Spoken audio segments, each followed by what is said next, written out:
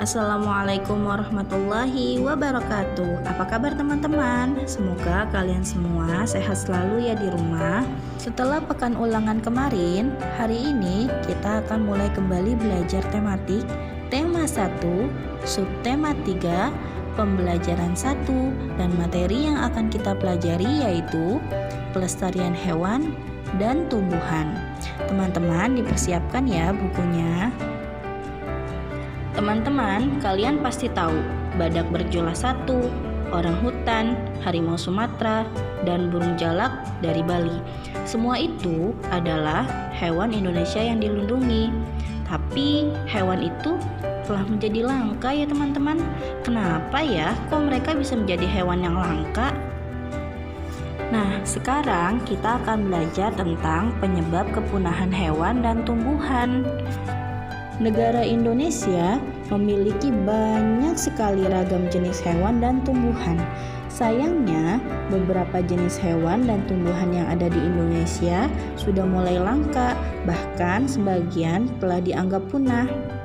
Berikut ini adalah beberapa penyebab kepunahan hewan atau tumbuhan yang terjadi di Indonesia. 1. Perburuan liar. Dahulu kala, perburuan hewan dilakukan hanya untuk dikonsumsi. Namun, saat ini berburu hewan liar punya tujuan lain, contohnya untuk hobi ataupun memanfaatkannya sebagai barang kerajinan dan obat. 2. Perdagangan liar. Karena besarnya potensi keuntungan yang diperoleh dari perdagangan hewan atau tumbuhan langka, sehingga mendorong manusia untuk meningkatkan aktivitas perdagangan hewan ataupun tumbuhan langka tersebut, sehingga hal ini merupakan ancaman yang sangat serius bagi kelestarian hewan dan tumbuhan. 3. Pembalakan liar.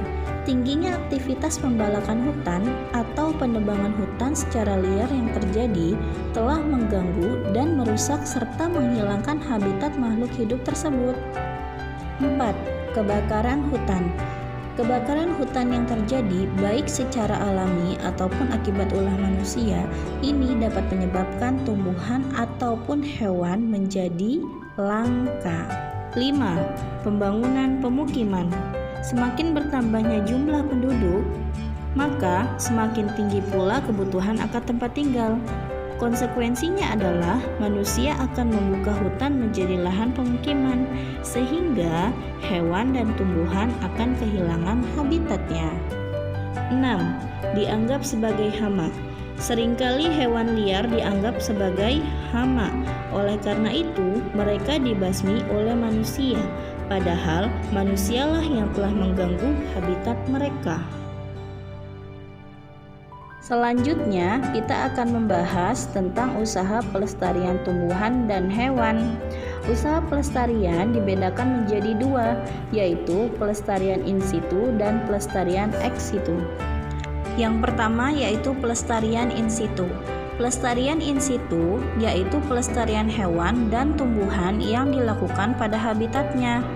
Contohnya pelestarian komodo di Pulau Komodo dan badak bercula 1 di ujung kulon. Model pelestarian in situ dapat dilakukan melalui suaka alam dan pelestarian alam. Kawasan suaka alam berupa cagar alam dan suaka marga satwa. Contohnya cagar alam Pulau 2 di Jawa Barat dan suaka marga satwa Pulau Rambut di Teluk Jakarta. Sedangkan kawasan pelestarian alam meliputi Taman Nasional, Taman Hutan Raya, dan Taman Wisata Alam. Contoh taman nasional yang ada di Indonesia yaitu Taman Nasional Waikambas di Provinsi Lampung. Sedangkan contoh taman hutan raya yang ada di Indonesia yaitu Kebun Raya Bogor, Kebun Raya Cibodas, Kebun Raya Purwodadi, dan lain sebagainya. Untuk contoh taman wisata alam yaitu Pulau Kembang di Kalimantan, Danau Tauti, Danau Matano, dan Mahalono di Sulawesi. Selanjutnya kita akan membahas tentang pelestarian ex situ. Pelestarian ex situ yaitu pelestarian hewan serta tumbuhan yang dilakukan di luar habitat aslinya. Pelestarian ini dilakukan karena habitat asli hewan dan tumbuhan tersebut telah rusak. Hewan dan tumbuhan kemudian dipindahkan ke lokasi baru dengan kondisi yang sama atau lebih baik dari habitat aslinya.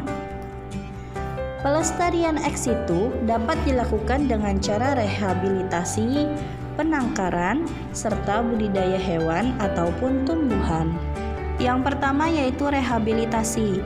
Rehabilitasi ini dilakukan di kawasan khusus dengan keadaan yang sama dengan habitat yang asli. Selama masa rehabilitasi, hewan akan dibiasakan cara hidup secara alami. Setelah melalui rehabilitasi, hewan kemudian dilepas kembali ke habitat aslinya.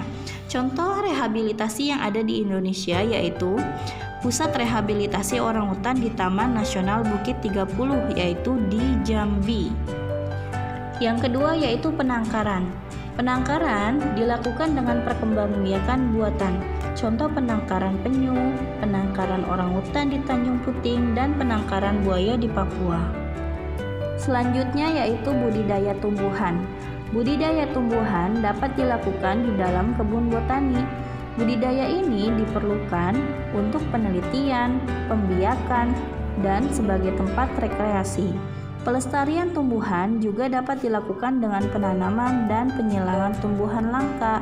Upaya ini dilakukan untuk menambah populasi tumbuhan yang langka sehingga tetap lestari.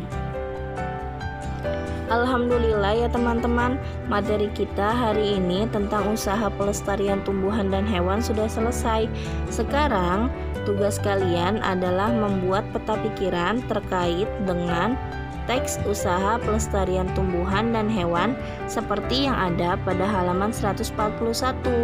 Tetap semangat ya teman-teman mengerjakan tugasnya. Cukup sekian untuk hari ini. Wabillahi taufiq wal hidayah. Wassalamualaikum warahmatullahi wabarakatuh. Dadah.